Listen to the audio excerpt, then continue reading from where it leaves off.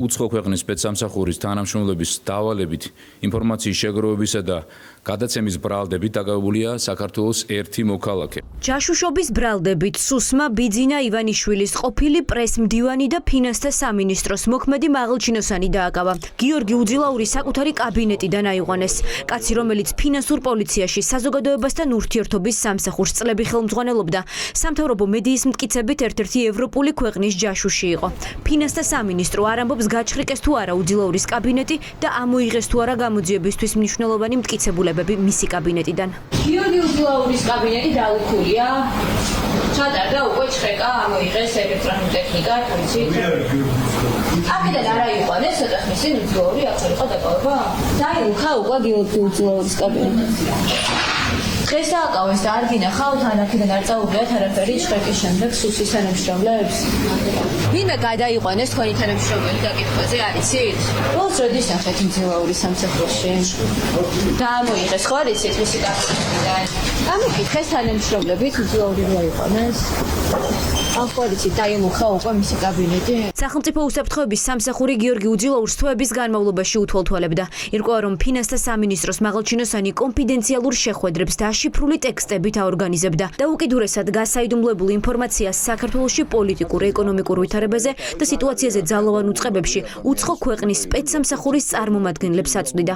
მაღალ თანამდებობაზე დასაქმებული საჯარო მოხელე ქვეყნის ინტერესების საწინააღმდეგოდ თავისი ამჟამინდელი სამსახურებრივი მდგომარეობის, წარსულში დაკავებული თანამდებობებისა და სხვადასხვა უწყებაში არსებული პირადი კავშირების მეშვეობით უცხო ქვეყნის სპეცსამსახურების ინტერესების სასარგებლოდ სისტემურად ახორციელებდა ინფორმაციის მოპოვებას და მათთვის გადაცემას. დაკავებულს უცხო ქვეყნის სპეცსამსახურის წარმომადგენელთან გააჩნდა მაღალ დონეზე ორგანიზებული კონსპირაციული ხასიათის სისტემატიური კონტაქტები. სამთავრობო მედია ამბობს, რომ გიორგი უძილაური ერთ-ერთი ევროპული ქვეყნის სასარგებლოდ მუშაობდა, თუმცა საგამოძიებო სამსახური არ აკონკრეტებს რომელ ქვეყანაზეა საუბარი. სუსის ბრიფინგიდან გაირკვა, რომ გიორგი უძილაური ჯაშუშობისთვის არა მხოლოდ მოქმედ თანამდებობას, არამედ გავლენებს და ნაცნობობას იყენებდა ძველი სამსახურებიდანაც. უძილაური 2012 წელს ოცნების საარჩევნო კამპანიის მენეჯერი იყო.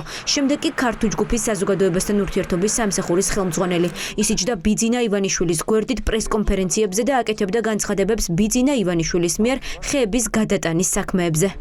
გადაცხრილია აჭარა უკვე რომელ დაინტერესებაზეა ლაპარაკი გვანახეთ დაგვიმტკიცეთ რომ არა ბიძინა ივანიშვილი ვიცხოვრებდა ჩვენი რა და გვექნებოდა ჩვენი აჭარა სადაც დავდიოდით ეხა ჩავიდა ამომიგლიჯან ხეები 2013 წლამდე არ ეხებოდა 2013 წლიდან ეხება მანამდე ხეები არ იშლებოდა.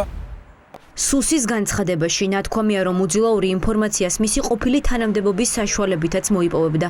იგულისხმება თუ არა ივანიშვილის ქართულში მუშაობის წლები და ხომ არ აქვს ეჭვი ივანიშვილს თავად, რომ ერთ დროს მასთან ახლო კავშირში მყოფი პირი ვინმეს ინფორმატორი იყო, უცნობია.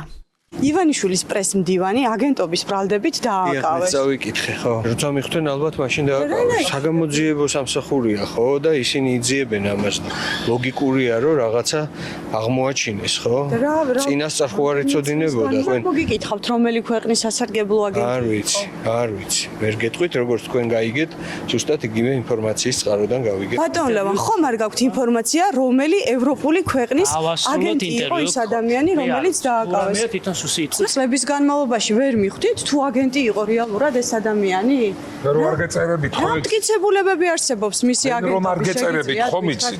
ქვეყნის ინტერესების საზიანო ჯაშუშობის ბრალდებით დაკავებულ მაღალჩინოსანს 12 წლიანი პატიმრობა ემუქრება.